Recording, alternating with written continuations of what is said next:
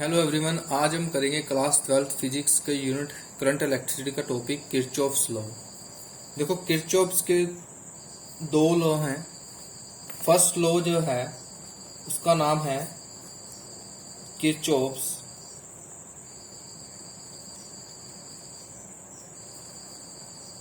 Current law, जिसको आप KCL भी बोलते हो। ठीक है, किरचॉफ्स करंट लॉ।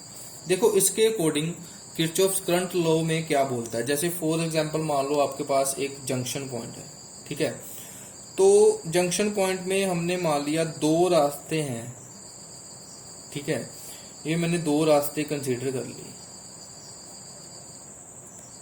तो इसमें मैंने मान लिया यहां से करंट I1 आएगा और यहां से करंट I2 आएगा।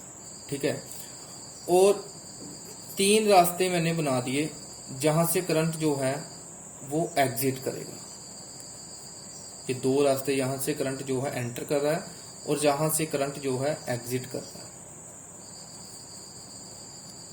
किरचॉफ्स कहता है algebraic sum of the current meeting at a junction in a closed electric circuit is zero. Means कि जो करंट एंटरिंग करेगा और जो एग्जिट करेगा उसका जो अलजेब्रिक सम है वो जीरो के इक्वल है। मींस टोटल करंट जो है उसका सम जो है summation I is equal to zero. अगर किसी पॉइंट जंक्शन पर करंट जो है वो एंटर होने के बाद लीव कर रहा है, एग्जिट कर रहा है, तो दोनों का जो करंट एंटर करने का और एग्जिट करने का जो अलजेब्रिक सम होगा वो जीरो के इक्वल होगा। तो ये जो किरचॉफ्स अपने लॉ में, करंट लॉ में, उसने ये इंफॉर्मेशन प्रोवाइड की है।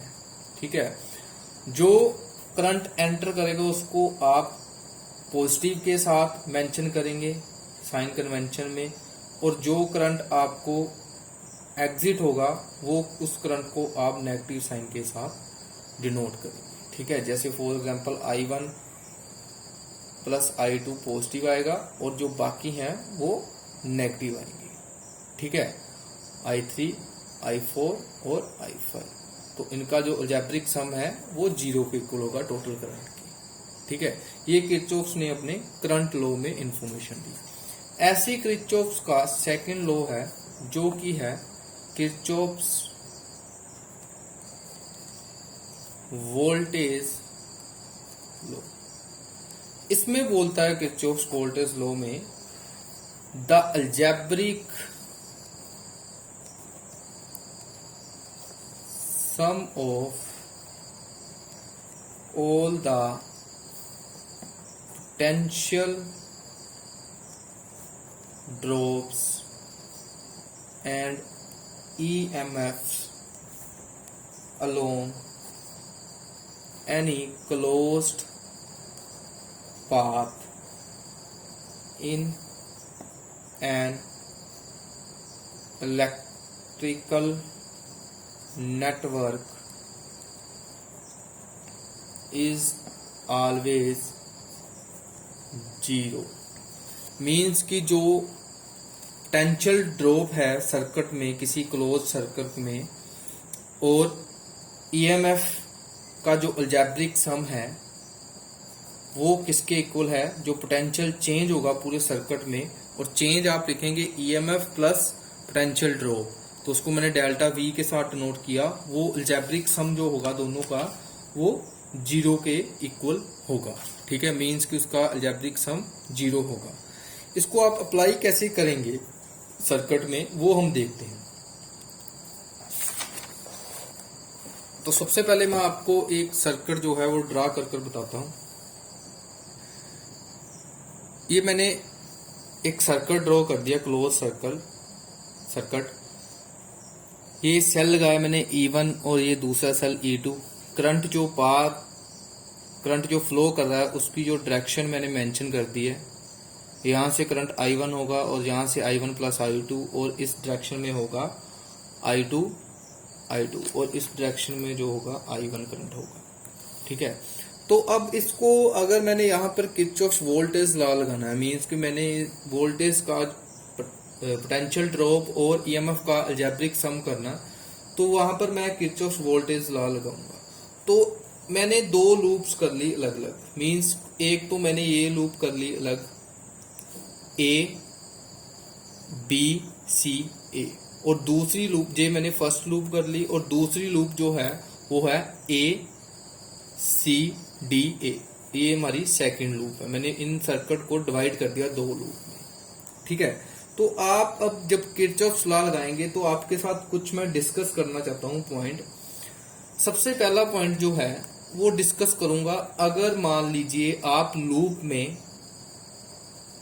जिस डायरेक्शन में जा रहे हैं उस डायरेक्शन में ही आपका सेल लगा हो, ईएमएफ हो, तो अगर आप जैसे ए से बी की तरफ जा रहे हैं और सेल की डायरेक्शन जो है वो अगर पॉजिटिव से नेगेटिव है उस डायरेक्शन में, जैसे यहाँ पर पॉजिटिव और यहाँ पर नेगेटिव, इस डायरेक्शन में पॉजिटिव से नेगेटिव है, तो उस डायरेक्शन में जो है ईएमएफ जो है वो पॉजिटिव कंसीडर करेंगे हम। अगर मान लीजिए आप यहां से बी से ए जा रहे हैं और अब जो सेल की डायरेक्शन है वो नेगेटिव से पॉजिटिव बन रही है, तो इस केस में आप जब आप बी से ए जा रहे हैं तो आपके पास जो सेल है उसकी ईएमएफ आप नेगेटिव कंसीडर करेंगे। जब आप उस पाथ से जाएंगे जिसका नेगेटिव इलेक्ट्रोड पहले आए और पॉजिटिव इलेक्ट्रोड बैटरी का बाद में आए, तो तब जो ईएमएफ जो है उसको आप कंसीडर करेंगे नेगेटिव, ठीक है। तो ये दो पॉइंट आप पहले याद करोगे। उसके बाद जो पोटेंशियल ड्रॉप की बात करते हो वो मैं करूंगा V equal to I R form में, मीन्स कि मैं पोटेंशियल जो कैलकुलेट करेगा आई आर फॉर्म में करूंगा। तो अगर आप करंट की डायरेक्शन और आपकी लूप की डायरेक्शन, लूप डायरेक्शन का जो पाथ है वो सेम है जो करंट की डायरेक्शन का है, जैसे फॉर एग्जांपल आप जा रहे हैं, ये रेजिस्टेंस को नाम दे दो, यहां पर मैंने नाम नहीं दिया, इसको आप नाम देंगे R2 और इसको नाम देंगे R3। जैसे मान लो आपने जाना A से C की तरफ, अब A से C की तरफ अगर आप पोटेंशियल ड्रॉप निकालोगे तो वो आएगा I1 plus I2 into R2, यही पोटेंशियल ड्रॉप आएगा। लेकिन अब आप देखें जिस डायरेक्शन में आप जा रहे हैं उसी डायरेक्शन में करंट फ्लो कर रहा है, तो इस केस में आप इस पोटेंशियल ड्रॉप को कंसीडर करेंगे पॉजिटिव, ठीक है। लेकिन अगर आप C से A जा रहे हो, C आपकी लूप जो हो वो ऐसे हो DCAD, तो अगर आपने लूप जो है चेंज कर दी, मीन्स उसका पाथ चेंज कर दिया, तो उस केस में जो होगा आपका I1 plus I2 into R2 वो माइनस कंसीडर करेंगे, ठीक है। अब इसको अप्लाई कैसे करते हैं अलग अलग रूप से। फर्स्ट सबसे पहले मैं इस लॉ को लूप ABCA में अप्लाई करूंगा, फर्स्ट लूप में इस लॉ को अप्लाई करूंगा, ठीक है। तो अप्लाई करने में जब मैं A से B की तरफ गया तो जो मेरा EMF है E1 है वो पॉजिटिव से नेगेटिव है, तो ये मेरा पॉजिटिव आएगा, ठीक है।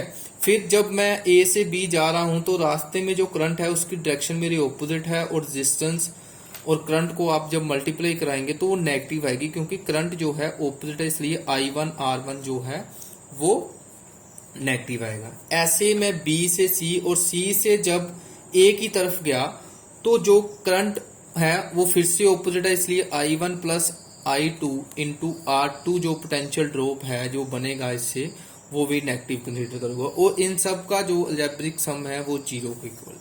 ये मैंने किरचॉफ वोल्टेज लॉ जो है वो फर्स्ट लूप पर लगाया। ऐसे जब मैं लूप ACDA पर लगाऊंगा, सेकंड लूप पर जब ए लो मैं लगाऊंगा तो उस टाइम अगर आप देखें A से C की तरफ जा रहे हैं तो current I1 plus I2 into R2 same direction में है तो पॉजिटिव आएगा। ऐसे ही I2 R3 सेम डायरेक्शन में है तो पॉजिटिव आएगा। लेकिन अब EMF जो है E2 वो नेगेटिव से आप पॉजिटिव की तरफ जा रहे हैं, जबकि आप C से D जाएंगे तो नेगेटिव इलेक्ट्रोड पहले आएगा। जब नेगेटिव इलेक्ट्रोड पहले आएगा तो जो E2 है आपको नेगेटिव कंसीडर करनी पड़ेगी, इसका जो है अलजेब्रिक सम, इसको अभी आप जीरो के इक्वल लिखेंगे। यहां पर मैंने ऐसे किरचॉफ्स लॉ हैं, वोल्टेज लॉ जो है वो सर्किट में अप्लाई कर कर इन इक्वेशन से करंट, ईएमएफ, रेजिस्टेंस, इन सभी की वैल्यू जो है वो हम न्यूमेरिकल्स में सोल्व कर सकते हैं।